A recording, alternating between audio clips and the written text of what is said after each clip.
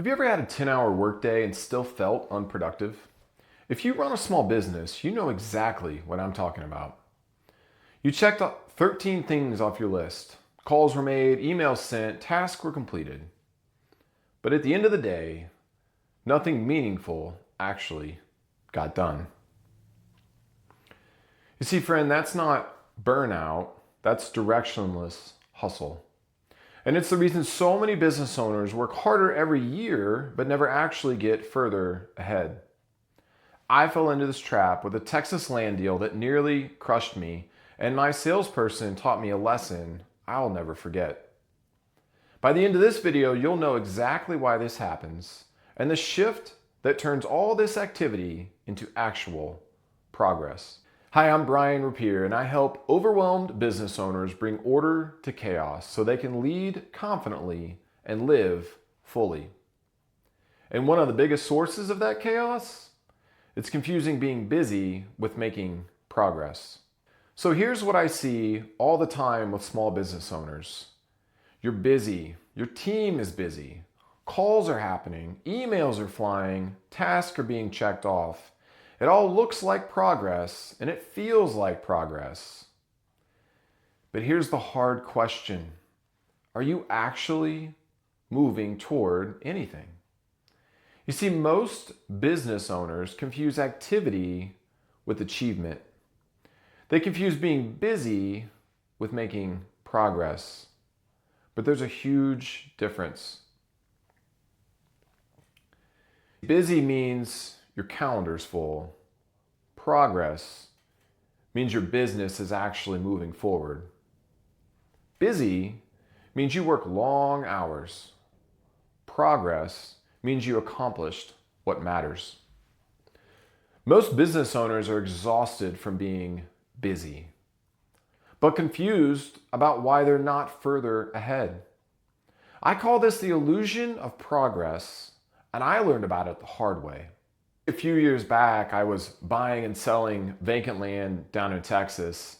It was near a quiet subdivision. I had a lake and a golf course, and I was flipping these lots for 3 to 5 times what I'd paid for them. Business was really good. And then I found it. I called it the golden lot. You see, this lot was right on the golf course. It actually overlooked one of the greens. And I bought it for the same price I was paying for all these other lots. This one, man, I was already calculating in my head the return we might get, maybe 10 times our money, maybe more. And I called Leanne. Leanne did sales for me in the business. And I said, Leanne, we've got to get this one listed, get it marketed right away. I want to see how much traction we can get. And within just a couple days, we had a lot of interest. And a local contractor had called Leanne and said, hey, I'm driving by on my way after work. I'm going to go look at the lot. I know the area. I'm really excited. I knew this was going to happen, and Leanne called me later that evening, and she said, Brian, we have a problem.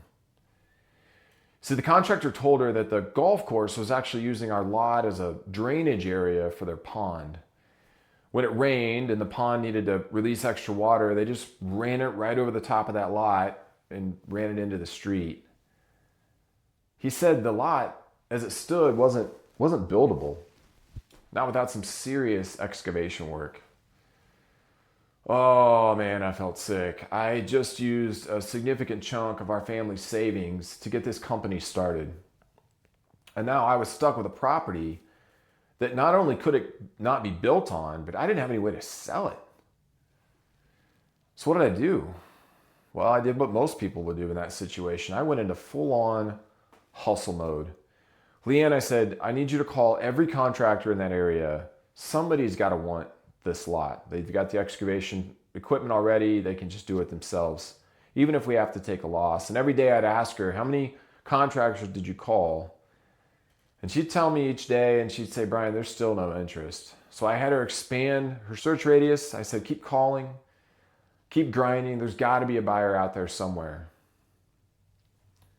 You see, I was tracking activity, not progress. And then one day, Leanne came to me with a different approach. She said, Brian, what if I call the golf course? I hadn't even thought about that. This idea hadn't even crossed my mind, but at this point, we were kind of stuck. And I told her, I said, sure, it's worth a try. Go for it. Well, a few hours later, I get a call back from her. She is super excited. She said, Brian, the golf course is going to buy their lot. They're drafting the contract right now. They're going to pay just about our market asking price. And it's going to be a done deal. And I said, what? How in the world did you get them to buy this lot? Do they know what's happening? She said, oh yeah, they know.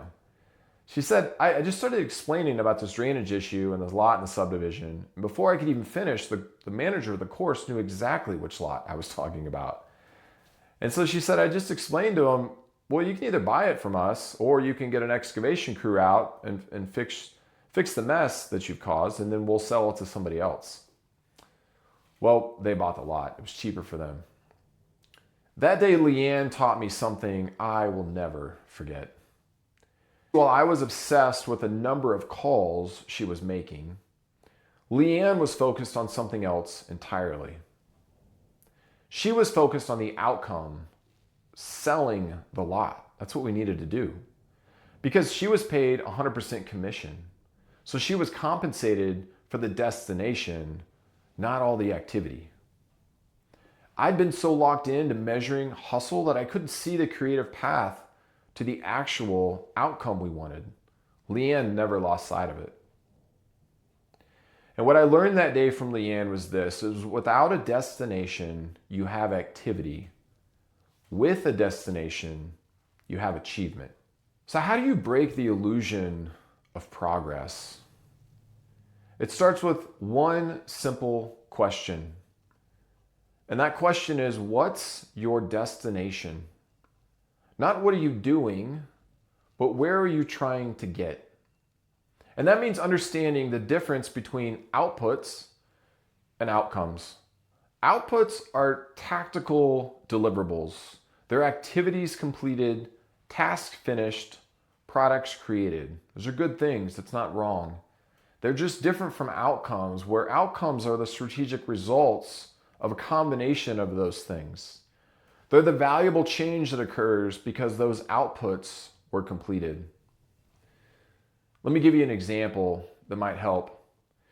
You might have an output of implementing a new CRM system, a customer relationship system. You need to get that implemented. Well, the reason you might want to implement that is because you have a larger outcome to reduce customer churn by, say, 15% within 12 months. You see the difference? The output is what you did. You installed the CRM system. The outcome is why it mattered. You wanted to reduce customer churn. In my case, the output was make more calls. The outcome was sell the lot. I was so focused on the outputs that I couldn't see the creative path to the outcome where Leanne could, because she never lost sight of the destination. So a meaningful outcome has 4 qualities. The first quality is it's results focused. It's not just an activity that gets done. The second one is that it's transformational. It really needs to make a change in your business in a significant way. The third is that it's measurable. You can track it, whether or not you've achieved it or on your way to achieving it. And the fourth is it's time bound. It has a deadline. So I'll put a simple formula on the screen here. You can see that you can use to create outcomes for your business. By X time frame, we'll achieve these specific results as measured by the metrics you've identified, which lead to the business impact that will result. You see, that's the destination. That's what Leanne understood. So here's what I want you to do this week. I want you to take 15 minutes. That's all. Just 15 minutes and answer these 3 questions for your business. The first one is, what's the one outcome that would transform your business in the next 12 months? Not a single task, not a project, but a full outcome that creates real, measurable value. The second question is, how are you going to measure whether or not you've achieved that outcome? What's the number, the metric, or the milestone that you need to use? And the final question, how much of your current activity is actually moving you toward that outcome? You got to be honest here. Look at your calendar from last week, from last month. If the answer disappoints you, that's okay. Recognizing the illusion is the first step to breaking it. Look, you can stay busy forever. You can fill every day with calls and emails and meetings and tasks. You can check off 100 boxes and feel productive every single day. But a year from now, where are you really going to be? You're going to be further ahead or in the same place, just more tired? The illusion of progress is comfortable. It feels like you're doing something. But building a business that actually grows requires something different. It requires clarity. Clarity about where you're going and the discipline to focus on what actually gets you there. So friend, remember this as we close the video. Without a destination, you have activity. With a destination, you have achievement. Which one do you want? Well, if this video hit home for you today, I'd ask that you do me a favor. Drop a comment and let me know. What's the one outcome that you're going to focus on this year for your business? And if you'd like a step-by-step system to help you define your outcomes in your business, check out the Forward Framework Workbook. The link's below in the description. It's completely free. And then if you would, just hit subscribe if you want more videos like this. And I'll see you in the next one.